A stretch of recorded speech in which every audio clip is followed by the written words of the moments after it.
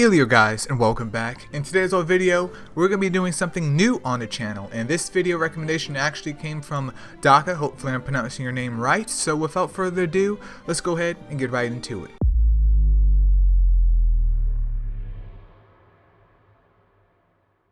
So what exactly am I talking about here, you guys?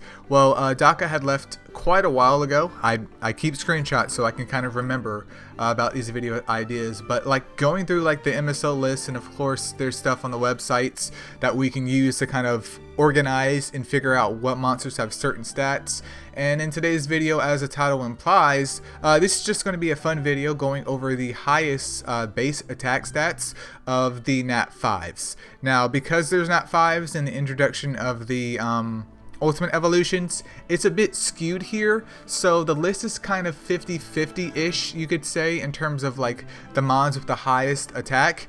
But I wanted to get your guys' feedback on that. Should I, like going forward, include the Ultimate Evolutions of the Nat5s, or should I just leave those out? Because I feel like I should leave them out because it's a bit obvious and it's kind of a bit It's a bit unfair, if that makes any sense, of me including them in the list, because not only are they Nat5s, but they're also naturally getting their base stats increased, which obviously that doesn't apply to every freaking monster in the game. But I figured I would get your guys' feedback after doing this initial video to kind of like, you know, test the waters.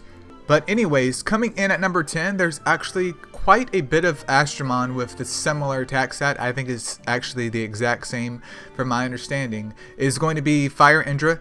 Fire Indra number 1. There's also Dark Imperato, there's Light Zeus, there's Water Anu, but all of these monsters should share the same base attack stat of 4004, which is a bit interesting because I know Fire Indra, for example, isn't really used that much because Elemental Edge and Seal. Why would you use that?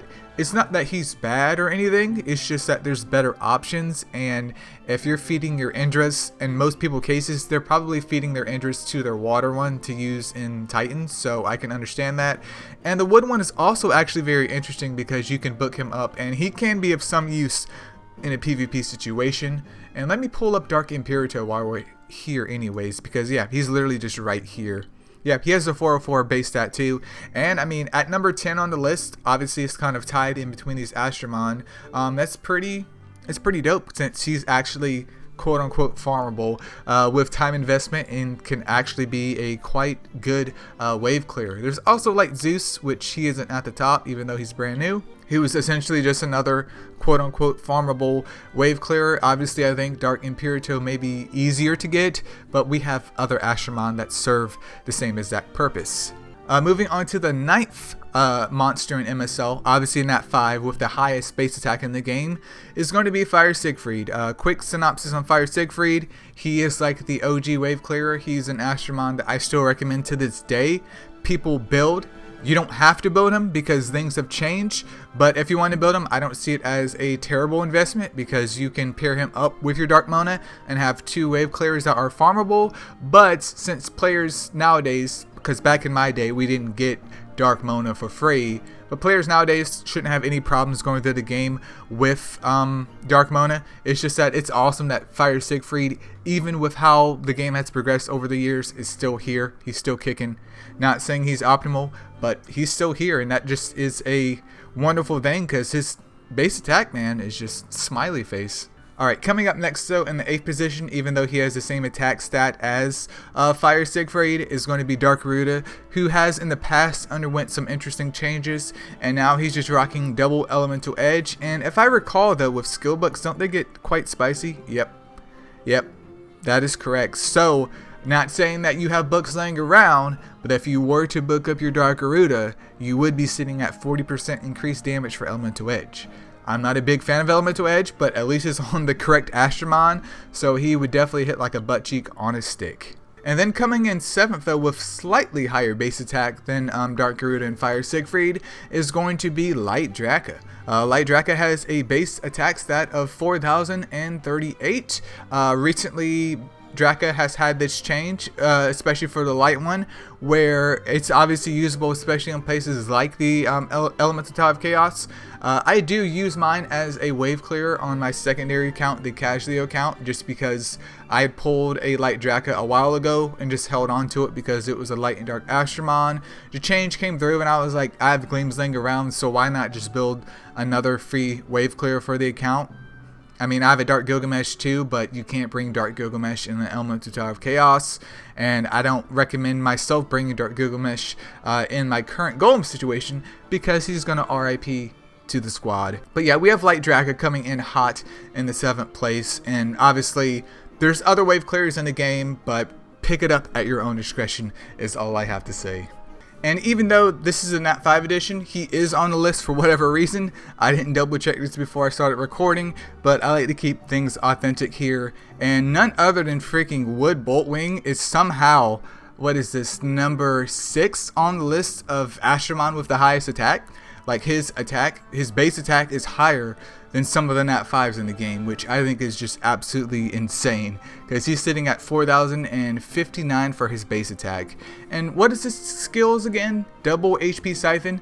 Not very useful at all. I haven't had too much experience with the Elemental Tower of Chaos, because if you guys have seen prior videos, I just don't do it, but we're not here to talk about that. But I mean, if one day he could somehow get an amazing kit, I think that would definitely help kind of promote his usage. But hey, if you're rocking a Wood Boltwing, feel free to leave in the comments below where you use that bad boy at, because maybe there's something that I'm just not seeing with my small little peanut brain. But I figured it was something to kind of throw in here, because honestly I wouldn't expect any Nat4, especially outside of like the 10th place slot for this list, to have a base attack higher than a decent amount of Nat5s. Like, that is just insane to me.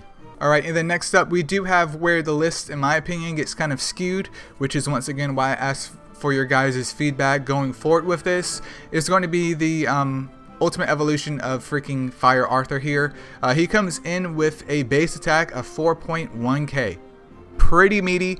Not fair comparison though, because you do have to have his trinkets obviously, and his stats are getting boosted. So once again, let me know about what your guys' decision is on that moving forward here. But I mean, a quick synopsis on Arthur is obviously he's more based on crowd control and preventing the enemy from acting. Not so much damage, but with his evolution, that does give him a little bit more advantage in terms of fighting water mons, especially because of his unique water edge skill. And I mean, you can build him more DPS based if you want. It's just that his kit doesn't really promote damage. Like, stun doesn't have any hidden abilities to it to do a whole bunch of damage. Defense down does mean more damage after that debuff is applied, but he's never going to outdamage an actual mon with a kit that is made for actual damage. So it is what it is. Coming in after that though, for the number 4th place on the list, is going to be the ultimate evolution of Water Valk, which is kind of surprising to me. I knew she would be high on the list before I even did this, but I thought she would be maybe in 3rd place or even 2nd place. I just always thought that Water Valk always had a very just high attack stat naturally. Not saying I'm a Water Valk fan, but I know that her attack stat, especially as a Nat5 that you can kind of pick from the contracts, was just like, bruh, that's a lot of damage. Because, I mean, Predator on her 3-star skill and then Defense down as well. At least that kind of synergizes a little bit more in terms of outputting damage versus Fire Arthur's just crowd control type ability. Because with Defense down being applied, you have Predator, which I think is at 40% already, just going in there and hitting. Nope, it's 50%. But yeah, her base attack is 4,263, so it's 163 points higher than freaking Fire Arthur, and she can obviously take a large advantage of that higher attack stat. And then following the same trend here, we do have Wood Arthur. He has a base attack of 4,297, so almost 4.3 thousand for his attack stat. Pretty meaty on him, but once again, he's in that awkward state of where I'm not saying that he's bad or anything, but in terms of his kit, his like abnormally high attack stat just is it just hits different because he has what is that, HP Siphon and Stun. So he has HP Siphon just like Wood Boltwing, so there is some self-sustainability, but unlike Wood Boltwing, his 5-star skill could be very useful in a PvP situation for sure, because he can actually stun the units that he's fighting and not literally just heal himself over and over and over again. And with his ultimate skill being defense down, obviously there's some debuff properties being applied to that as well as the crowd control. But yeah, it's just a bit interesting. It's almost like they give the mons that have more crowd control type skills higher base attack, even though it doesn't really do anything. Not saying that Wood Arthur can't nuke you down or something, but you know, I guess it would be kind of outrageous if a Nat5, for example, had like a freaking 5k base attack stat and he had like Hunter or freaking Predator 50% or something like that. That would be just bonkers. But yeah, he is number 3 on the list, and that leaves us with the top 2, you guys. And coming in second place, I know, womp womp womp, is my boy Light Arthur. I think Light Arthur still to this day is one of the best Ultimate Evolutions, if not the best, depending on your opinion. Once again, this is my opinion. It doesn't matter at the end of the day. It's what I have to deal with every day. That's it. But we do have Light Arthur. His base attack stat is 4,358. And he's a light mon, so he naturally has that kind of built-in additional crit rate, meaning making him hit max crit is easy peasy. It's not impossible, but it's darn sure easy peasy compared to other Astromon.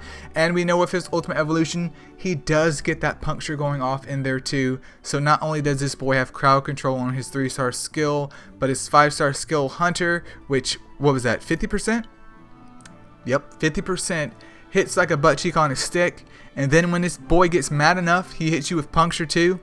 We're talking about all kinds of damage here. All kinds of damage. I do hope in the future that Smart Study does something interesting with the Odins. I would love to see maybe a slight skill change for the Odins once again, because I know that Light has been made a lot more viable than what she was in the past, but I think Dark Odin needs a change for sure, and probably some of the RGB Odins. I can't really think of their skills. I think, what is the Fire Odin, for example, has like attack down and defense down. I think that could get swamped too. Like, at least change Fire and Dark Odin before you do the Ultimate Evolution update and give them something spicy, man. That's all I'm asking for. But yeah, he's number 2 is for good reason. He is a great investment if you have one, and if you don't have one, well, you can always invest in something else. And without further ado, since we're already here, if you guessed freaking Dark Zeus, you were absolutely correct. Dark Zeus has the highest base attack in the game, coming at 3,943. I'm just kidding. I know dudes were like, I don't think so. Yep, it's going to be none other than this baby girl herself. She's sitting at a base attack stat of 4,379. Almost 4.4k. Once again, the whole Ultimate Evolution debate is something that I think is worth acknowledging here, but that doesn't subtract the fact that this baby girl hits like a butt cheek on a stick. Because not only does she have morale boost, but she has that 50% Predator, and she's a Darkmon. It's just, yeah, she's just a great wave clearer. You can obviously use her in a PvP situation as well. Throw her on, you know, I think I run mine on a Pugilist set. You don't have to have her on a Pugilist set, but I figured with morale boost and Predator, if I don't kill you, hopefully I can stun you, even though I have no control over RNG. And with her ultimate skill being Undying Volition, that means if you try and kill her, hopefully my baby girl can survive long enough to kill you. But yeah, that pretty much ends the list, you guys. Feel free to leave in the comments below about what Astromons you guys would like to see next. I do think it's awesome that Baby Girl Purse is number 1 on this list, and I hope in the future to do maybe some Nat3 editions or Nat4 editions too, but it all just depends on your guys' format. But hopefully you found this video informative or helpful. Once again, shout out to Daka for bringing up this example and kind of being like, hey Elio, you should try out this idea. I definitely do find it refreshing though, instead of just doing like mon reviews or doing this or that, because it just adds another kind of groovy aspect to MSL. But that's pretty much it, you guys. Thank you so much for watching, and I'll see you in the next one.